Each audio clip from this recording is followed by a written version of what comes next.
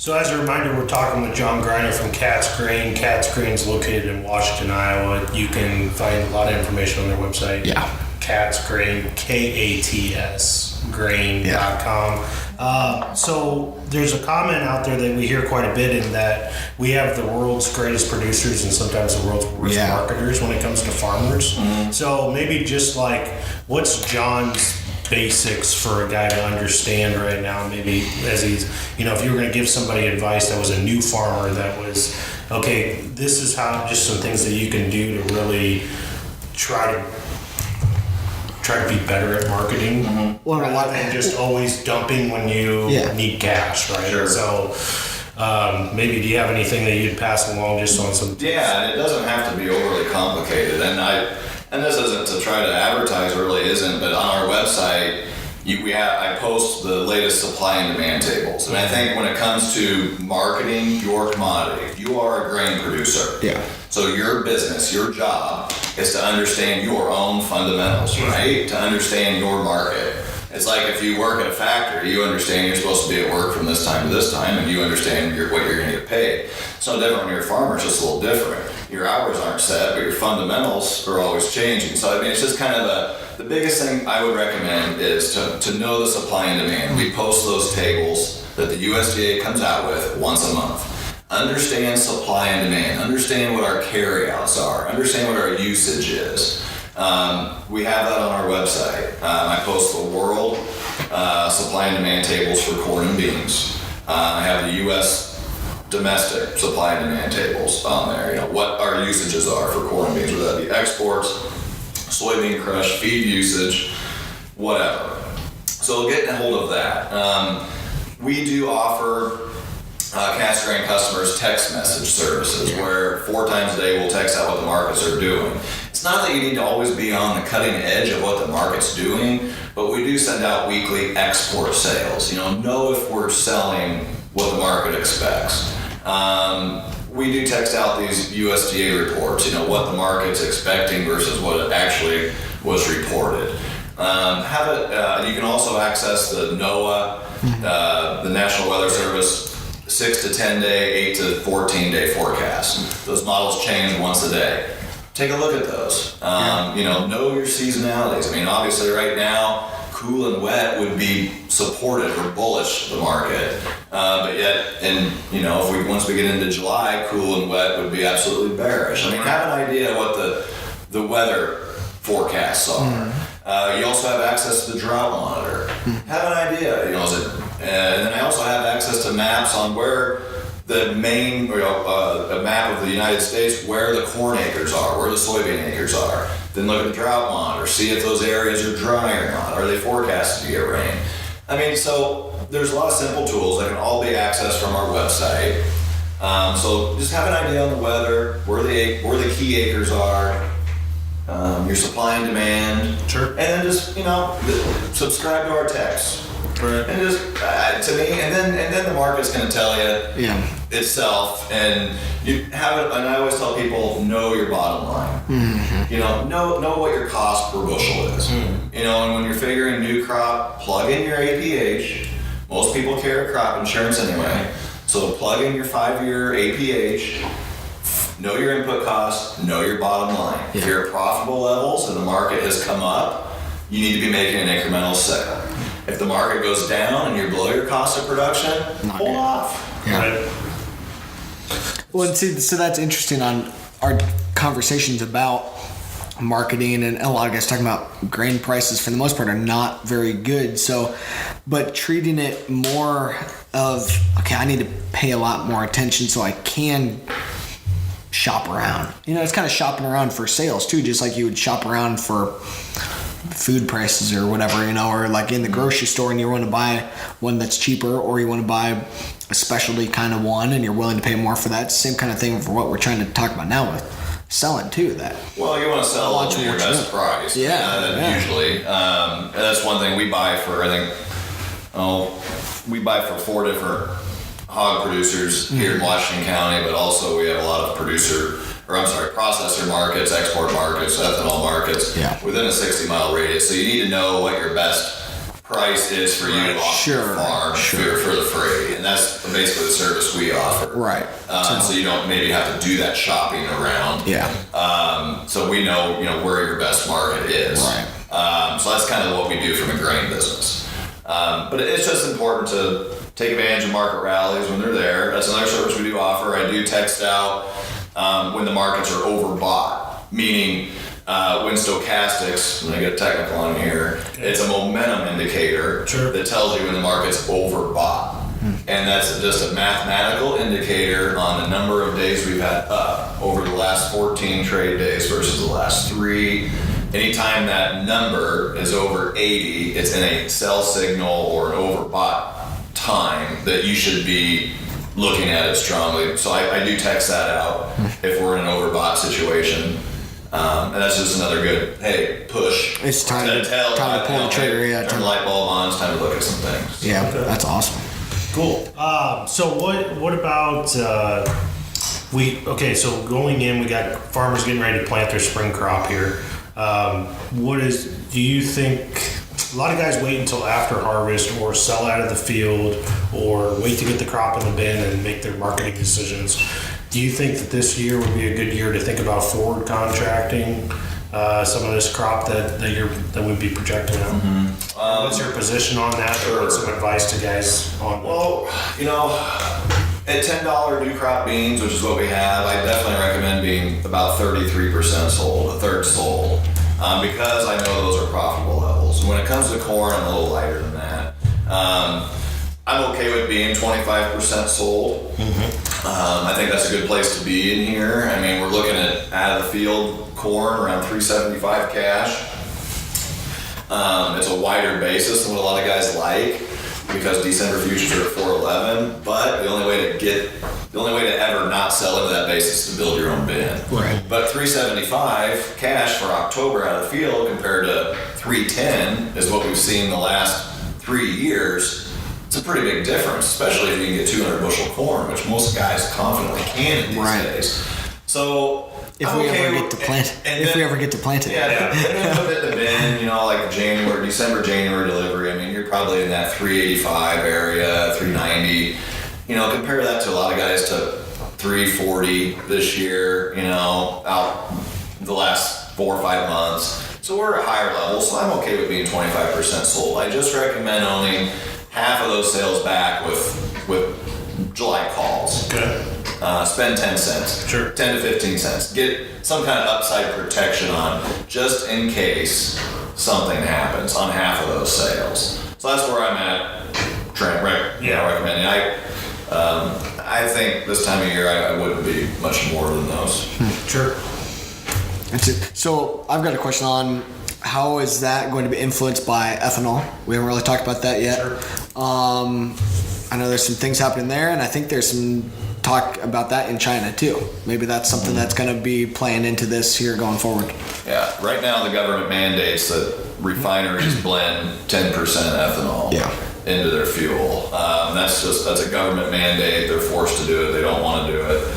So the only way we keep them doing it is by support from our executive branch, and so far, so good. However, it did leak out, I think first of this week, that some small refineries are being granted waivers by the EPA to not blend ethanol. Mm-hmm. There currently are 25 small refineries out here not blending ethanol, and that number was up from 12 a year ago. And the EPA is the only service or the only agency under the government that makes those waivers. And it would be up to the executive branch to tell them either to quit granting these waivers or continue to allow them to do it. So that, in regards to ethanol, is not a good thing. Overall, we've used 5 billion bushels of ethanol per year for the last, I want to say, 10 years. That number has not really gone up. Yeah. It has not gone up. It's just held steady. Sure. So 5 billion bushels compared to, I think we last year raised around just shy of 14 billion bushel, right at 15 billion bushel. So we are using a third of our U.S. crop to ethanol, and currently the government is supporting that. And that's all I really have to say about ethanol. Yeah. They're currently supporting it. Right. And hopefully It's a big deal. We need them to continue to support it. Yeah. So, is there a hot buy right now? I mean, I know we talked about corn. I know you feel strong about that, but and it doesn't even have to be something in the corn soybean market. I mean, what's something that's got you real excited right now as a long-term position? You know, I do like having a small long position right now going into corn. Like I said, check out my comments page. I think if we see a little break early next week because of a more friendlier planting forecast, I think you start to build a little bit of a long position in corn. I'm not going to call it a red hot buy because of the tariff threat. Again, we don't send any corn to China, but anytime you have financial markets acting the way they are, you got to have a little bit of respect for that. Hot buy. I know Trent's big into stock market. I'm never right on this. Let's see, Trent, what should you buy? Well, okay, so I'll give you a little backstory here. You know, me and John were having a conversation last summer about Snapchat. You know, Snapchat is like, if you look around in the world today, everybody under the age of 18 is glued to Snapchat. Like, right. Yeah. But the problem with Snapchat is it just seems like it can't generate any cash. Right. I mean, the cash is terrible. So John at one point was saying, "Oh, you got to buy. This is a no-brainer. This is a buy." Yeah. Did you soften on that at all? I guess come down. I don't remember. Was that a month ago I saw you? Yeah. Or was that a year ago? Well, we was playing. But anyway, it's come down a couple dollars, $3 a share in the last couple of weeks. But they did show that their first sign of light last quarter.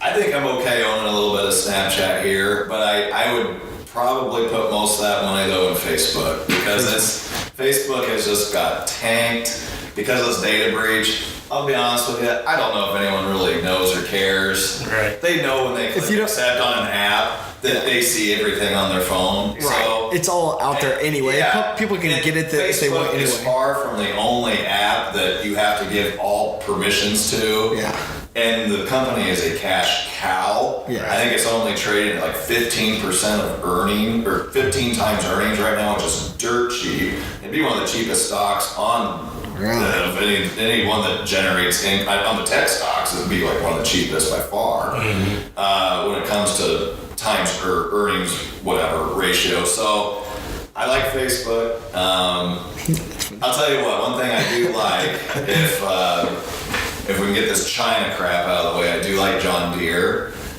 because I do feel this. I do feel that the corn price is going to have to come up. I like John Deere. They have strong financials, strong dividends. Their assets grow strong every year. They're a solid American company. That'd be more of a safe bet, but I'd say, yeah. I think the one that just went public the other day was Spotify. I didn't really pay much attention. I think they just went public the other day. So my 3-year-old has a Spotify account. There you go. Spotify's I love Spotify music. Yeah. I mean, Apple's done a pretty good job of trying to get some of that, but like Spotify owns that space. Oh yeah, it's huge. One, like I said, so now they just went public, and I don't think they really. So like Facebook, they get all their money from advertising. Right. And there's more and more companies that are going to put money into that to advertise because there's 2 billion people on Facebook. But Spotify, it's monthly recurring revenue for them. Mm-hmm. I don't know how many subscribers they have. They have some millions. It's huge. Crazy number. But it's like $10 a month to be on Spotify. Yeah. So that's just a recurring deal. I don't think that they sell a whole lot of ads into that. Maybe they do. I don't know. But when you're listening to Spotify, if you have a premium account, well, I guess they sell ads for their unpaid subscriptions for the free account. Yeah. So they would be making some money on ads there, but that's just recurring revenue going in all the time. You know, that's a subscription-based deal. Right. So I don't know how many more people there are to add to that. Check Spotify. I don't know where it's trading. I know Facebook's just down. You know, it come down from 182 or something. It's down around the 160 mark right now, which I think lends some credibility to John's market. Comments there too. I want to go out and tell them and tell you to look at June or July hogs too. Yeah. So John has been we're always filming live around here, so sometimes we get cameos in the background there. But John, you grew up in Washington on a farm. Mm-hmm. Your dad's still a hog farmer here, a grain farmer in town, outside of town. Why not the hog business?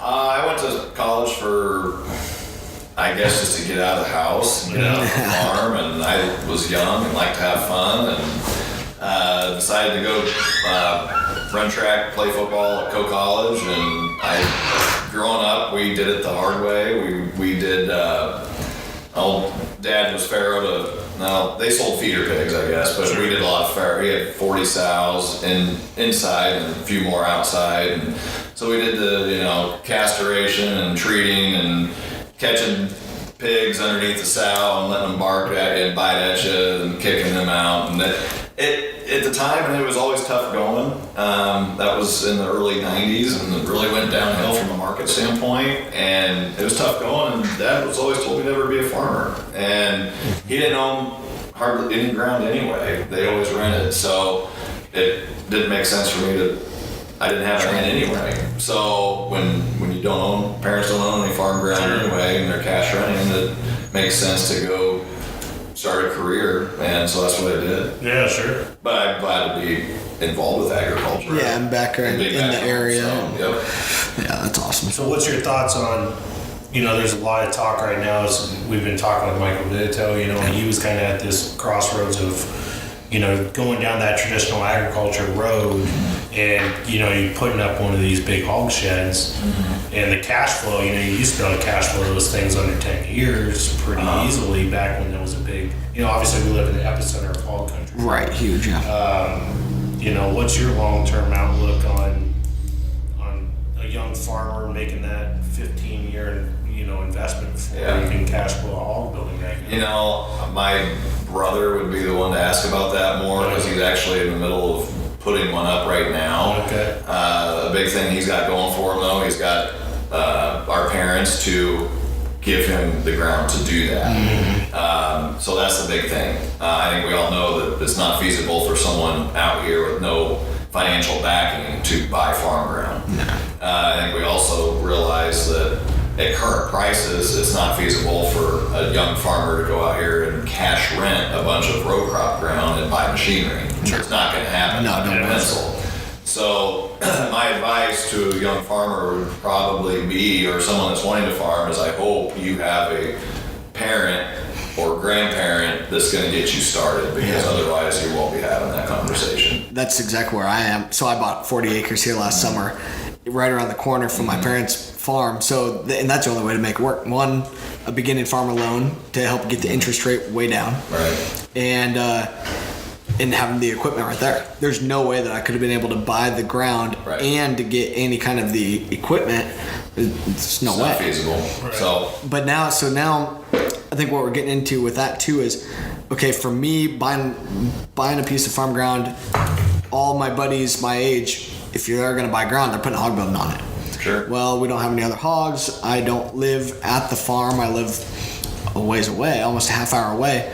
So I'm not there to do chores and that kind of stuff. So I'm trying to do other things with it. Research kind of stuff out there, looking at soil health, but interested in this, how do I find better markets to go into? Because paying off a really hefty loan on this ground, my land prices are super high. Right. In my payment back to the bank. Right. And so basically what you're saying, Mitchell, is you got to have an off-the-farm income. Right. And maybe that off-the-farm income is taking care of someone else's hogs. Right. So luckily we have that option here. Tons. Where you can be on the farm or get your own start, buy a smaller piece of ground and get your own building going, but you also need to have an off-the-farm income to support that.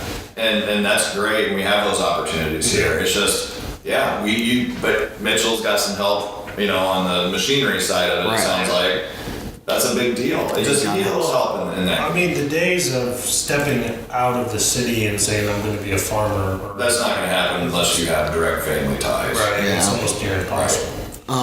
So with that though, we've been talking a lot about specialty markets, that kind of stuff. What's your thoughts on that? On as a farmer, I'm looking at trying to go into the market that we've been talking here the whole time, and trying to find the best price that I possibly can.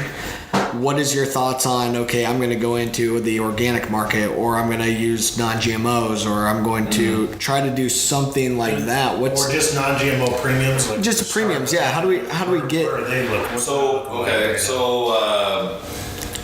I think first thing I'll say on that is we do have producers out here that raise non-GMO corn. It's not organic, okay? So it's organic, it'd have to be certified organic. We deal with some of the premiums on those through Professional Proteins. We actually write their checks. Let's just say corn's $3.50 a bushel. These organic farmers are probably getting $5.50, $6, maybe $7 a bushel.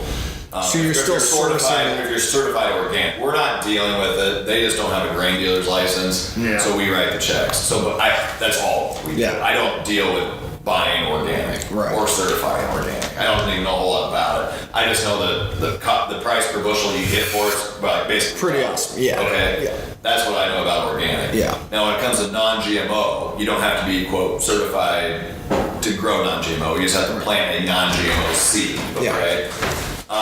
Those premiums for the 2018 crop are around 60 cents a bushel, but they got to be 99% pure. That's getting more and more difficult to obtain, but you can do it. Yeah. There's some hassles with raising non-GMO corn. Sure. You have to sell it to only one place because you're under contract. But the second thing is they only take it for 10-day windows. 6 times a year. Right. So no matter what you're doing that time of year, it could be in the middle of planting, it could be in the middle of harvest. Gotta go. Guess what you're doing? You're delivering corn.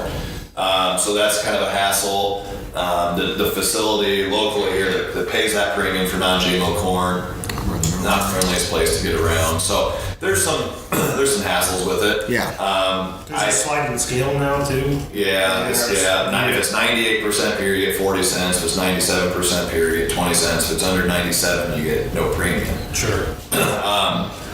So when it comes to specialty corn markets, that's all I can really tell you. I did have a pork producer come to me, ask me if we could source some non-GMO corn because he's thinking about raising non-GMO fed hogs. Yeah. Because even just, not necessarily even organic, even just slapping that non-GMO fed sticker on something, he gets a big, that product gets a premium out in California. Right. And believe me, I can sit here and I don't know a lot about it, but I'm sure the demand for non-GMO anything is growing. And do you see that as a fad, or you see that as a continued?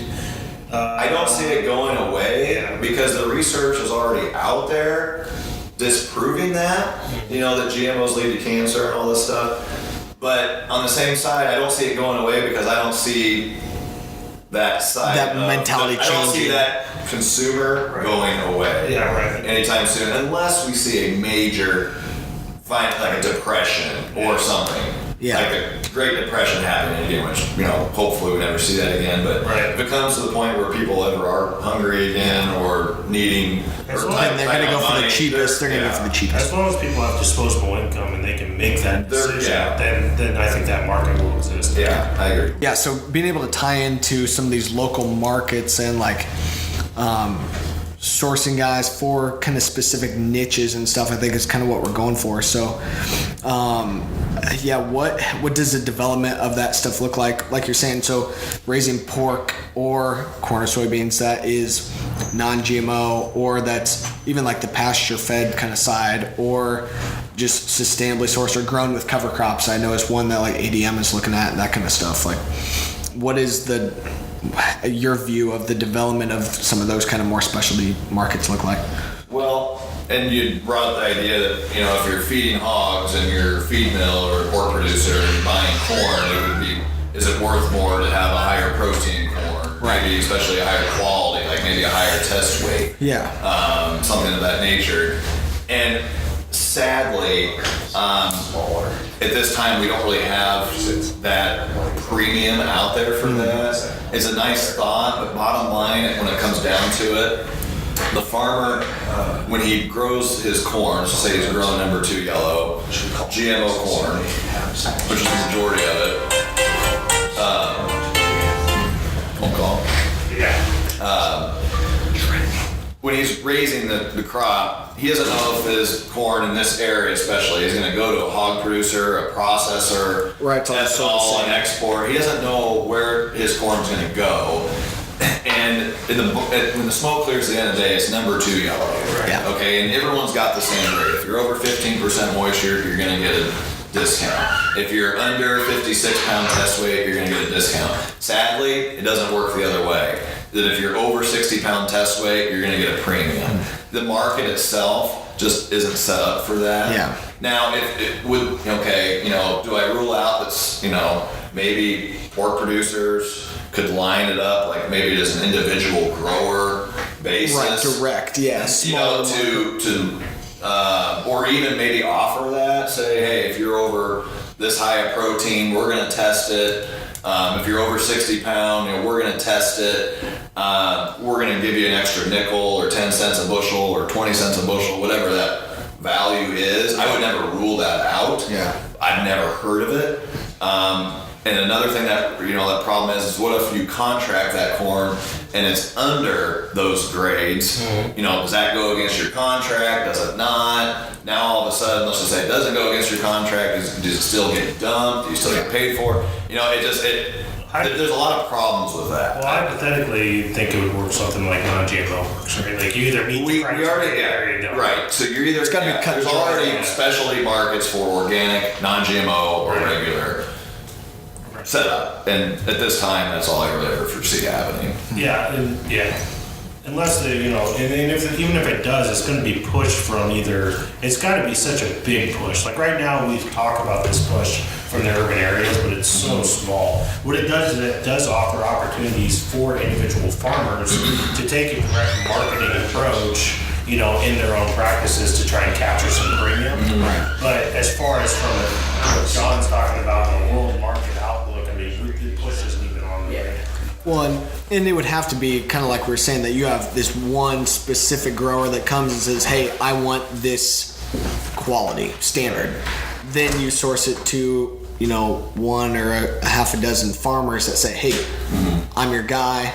Let's lock in a contract that we can make work for both of us and have some of those direct streamlined, I think, together. And that's kind of what we've been talking about, on how would somebody even go about doing that? And with the internet, those things can happen. Sure. So, John, is there anything right now, like in your personal life, that you're just, as we kind of leave with, is there something that like you're really into or really consuming a lot of or super stoked about? Anything that you'd like to share just about a passion of yours right now? Well, I guess passion. I guess I have a passion for what I do, markets. I try my best to give people good advice. Sure. And other than being I have 2 young kids, a 3.5 and 1.5-year-old boy. Wife's due in July with a girl.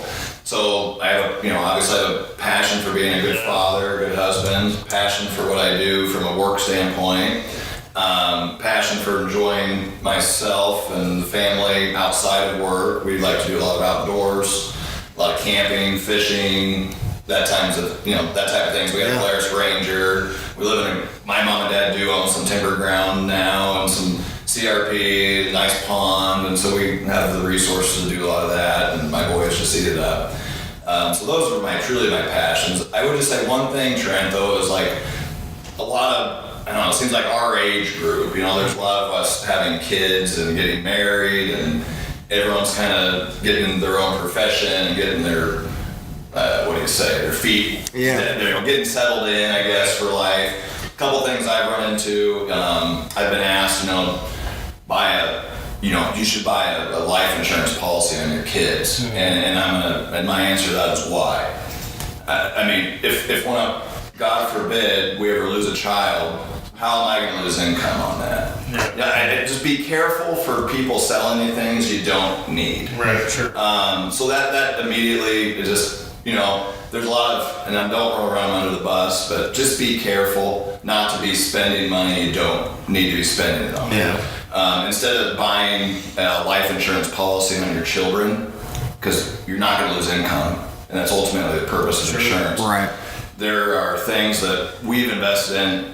College Savings Iowa. Yeah. It's actually a tax deduction off your state income tax. I don't know the exact percentage, but you're allowed to I think put in $3,300 per child per parent a year, and then you can invest that into a mutual fund that earns, hopefully earns good money over the long run until they decide to go to any college. And then those It's a funds are. well-managed fund. I'm trying to remember who the manager is. We just started this with my wife. I don't either, but it's like Vanguard. That's Yeah, there's you can put it in aggressive or moderate or safe or whatever.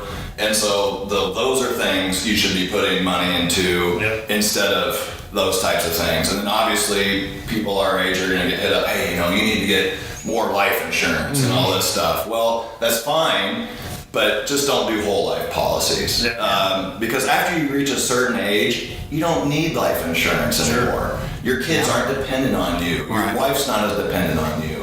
They're extremely expensive. Right. They're going to sell you on cash value. Well, take that cash and invest it on a down payment on a farm or a house or whatever. Or invest more in your own retirement.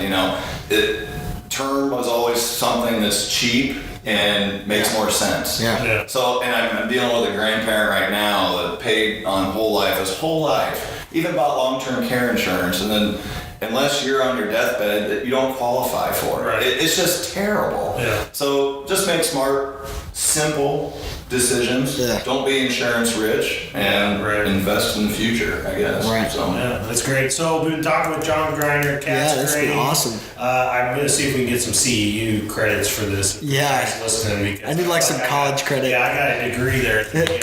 So, Yeah, for sure. you can look John up. John, what's the best way to contact you? We plug the website again, Cat's Grain, KATSgrain.com, located in Washington, Iowa. Email or... Yeah, we got phone number on there, email. It's john@catsgrain.com. Pretty simple. And we're working on John to get a Twitter. Yeah, John's gonna get on the Twitter I game. might get a Cats Grain Twitter account. Yeah. So... Oh man, we're gonna be tweeting about hashtag China. Yeah. It's gonna be awesome. We're going to upload his website to our Facebook Yeah. page. Make sure you check it out there. Leave us some comments. Send us some messages. And we'll try and pass those on to John, anything that you have. And he can find us on Facebook too and maybe interact. Yeah, we'll definitely have. We had talked about getting John back on again in the future for sure. So it's definitely gonna. We'll have to see how the response is from everyone. Let us know what you thought, and we'll go from there. So we got to give the people what they want. So Hey, thanks for joining us. yeah, appreciate it. Thanks, guys.